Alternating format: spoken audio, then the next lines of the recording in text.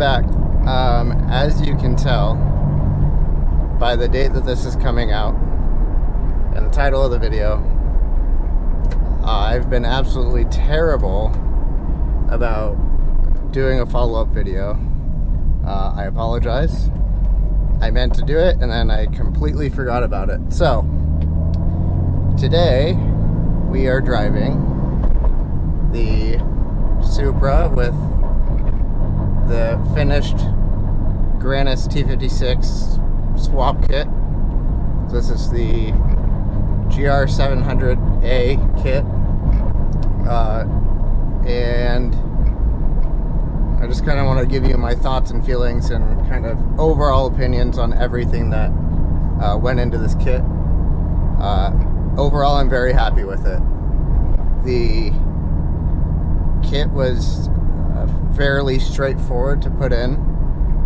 I had some hiccups here and there, which is to be expected from any project that you're working on, right? So no matter what you're doing, things are always going to be an issue here or there. Something will always pop up a little bit. So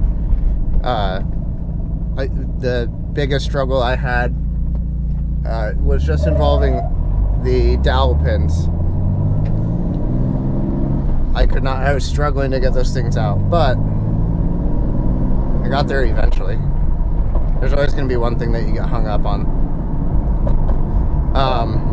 The transmission feels great. It's a very notchy transmission. Oh, NSX. Very notchy transmission compared to like something you might be more familiar with. There's not like any slop or anything in between gears and neutral or anything like that. So I went with, if you watched the whole series, you know, but I went with a single disc clutch. It's a McLeod Street Supreme Stage 4, and it feels great. It shifts. There's a little bit of noise. I will talk to you about the noise in detail, but there's a little bit of noise with the clutch. It's nothing that you get out of like a twin disc or anything like that, but there is some noise. But it feels great. My car currently is only on stock power, stock turbo power, so roughly what, 300-ish. But when I was ordering the kit, I talked to Joel and I told him my goals later down the road are to shoot for like 600. And so he recommended that I do this clutch for the meantime, kind of future-proof, where it's a little more than you need for stock turbos, stock injector power level, but it's kind of future-proofing so that I don't have to go through and pull the transmission out and do another clutch job when I make that power, hopefully. I mean, obviously, if the clutch gets worn out before that time comes or what have you, I end up making more power than I was expecting or whatever happens, hopefully this will future-proof for that. If not, it is what it is, but I'll address that later on. Now, as far as the noise goes, when I initially did the swap, I was a little nervous about some of the sounds that I was hearing. I'll try to get some clips to put in so you can hear them yourselves, but I was a little nervous about some of the noises. Joel was very helpful in explaining to me what the noises were. So there's the gear rollover noise, or the box of rocks noise that Joel explained to me, just the way that the T56 is. There's a little bit of a, I don't really know how you'd explain it, a little bit of what sounded to me like potentially gears grinding together and like I was hurting something. I was nervous about that, but completely normal. The only time I hear that noise is if you're putting load on the trans at a lower RPM. So mine, if memory serves correctly, is like below 2,000 RPM. If I'm putting some load on the trans, I'll hear that noise. But it's nothing. Once I got that confirmation from Joel, I was like, okay, perfect. That's good to know. The other noise that I have is kind of occasionally I'll get a squealing-ish noise when letting the clutch out from usually first gear. And I have yet to figure out what that noise is. But usually if I increase the RPM, that squeal is quieted or it doesn't happen at all. So nothing to be worried about, I hope. But yeah, I mean, overall it's been great. I finished the transmission swap 2 years ago, I think. So it's been a while, and I didn't get everything uploaded on YouTube, I want to say for 6 months to a year after I finished the swap. So I've been driving the car. I've put a lot of miles on this. I did the clutch break-in, obviously. I did the transmission break-in, and then did the fluid change. We just finished our annual regional Supra meet, and I drove, what is that, I don't know, 5 hours each way-ish for this meet, and no issues whatsoever. The transmission's been killer. I've been really happy with how everything feels and how it's been performing. I get a lot of questions about it because it's a pretty well-known kit in the community at this point. And I always tell people, like, I recommend it. It's been great. Initially, I was thinking about doing a Nissan CD09 kit, and after doing some research and thinking a lot, I did a lot of planning before I did this kit. I am really happy that I decided to do the T56. I didn't want to be living at the limits of the transmission, supposedly, where people say that the CD09 is good until 600-ish. And I wasn't planning on exceeding that, but I also don't want to be living at the limit of what the transmission can do. So I ended up doing the T56, as you know, and I've been happy with that decision. It gives me some headroom for power, and I can just have that peace of mind that, you know, next time I change gears, that transmission's not just going to give up on me. So it's been great. I'm really happy with it. One other thing to note about the transmission noise, the way that it was explained to me is that the 2JZ is inherently kind of a noisy engine. So from the factory they use like I can't remember the way it's worded, but basically a like double thick flywheel to try and absorb some of those noises and vibrations. So when you do this kit, you're doing a single like lightened flywheel. It's not dampening those noises at all. So between the 2J being inherently noisy and the T56 being inherently noisy, there's going to be some noise.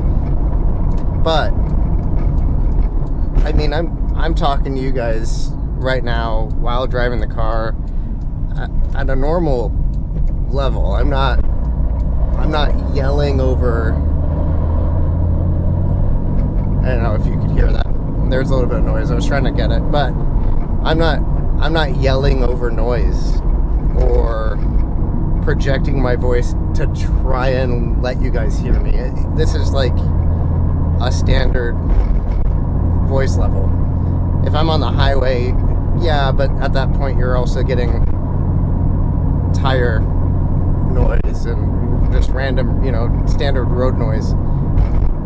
At this speed, I'm going 35 miles an hour, and this is normal talking level, shifting, downshifting. It's not an outrageously loud transmission. That always seems to be people's worry when they're looking at it. They hear, oh, it's noisy, and I think when you hear noisy, you just envision it being like a straight cut geared transmission where you're hearing gear whine every gear, and that's not the case. I don't want to say it's very quiet, because it's not a quiet transmission, but it's not loud. There's some noise here and there, but it's nothing crazy.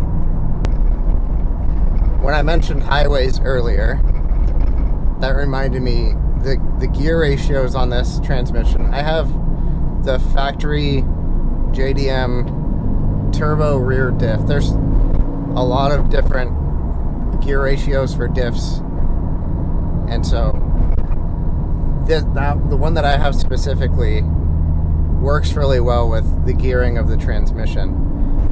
The thing about this trans that I don't think people know is that it technically has two overdrives. So 5th and 6th are both overdrive gears. I can't remember exactly, but 4th gear is the 1-to-1 gear. 5th gear, I want to say, is like 0.8, and 6th gear is like 0.6. So at highway speed, going 70, 80 miles an hour, if I have this thing in 6th gear, it's like 2200 RPM, which is very comfortable. And again, that helps with not having to yell over like engine noise, because you're running at such a lower RPM than you are in other cars. I mean, the Evo 10 that I had, if you watched videos in the past, I've sold that car now.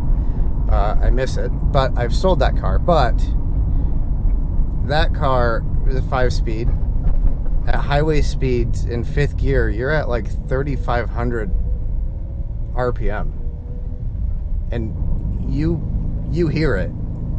So if you have that in mind, driving 80 miles an hour at 2,200 RPM is a night and day difference.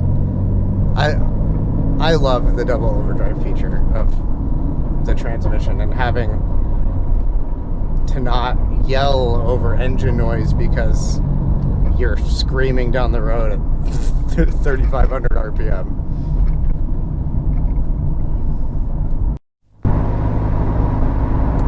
So right now I'm on the highway, but you're gonna hear a lot of road noise.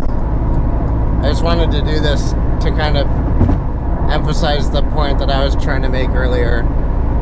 You'll hear road noise. It's gonna happen. It's normal. But the transmission is not producing any additional noise. Nothing is coming from the transmission. All the noise you're hearing is tires on the old highway.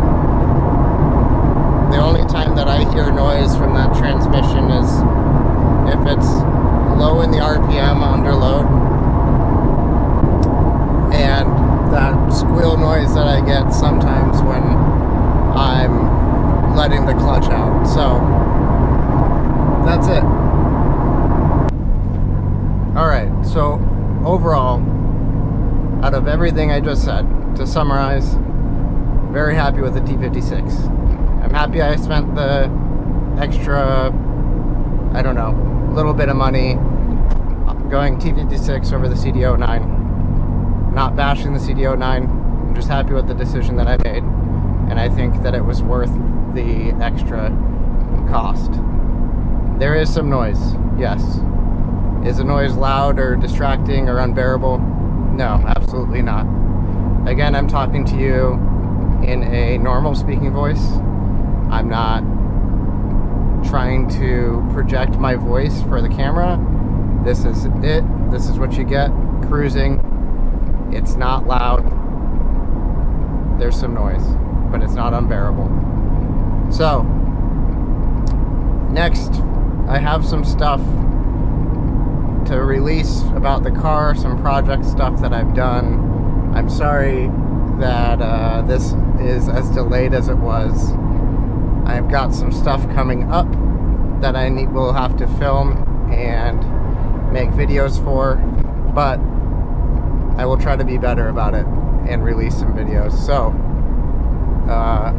without further ado, I appreciate you guys watching. Thank you for reminding me that I needed to make a follow-up video.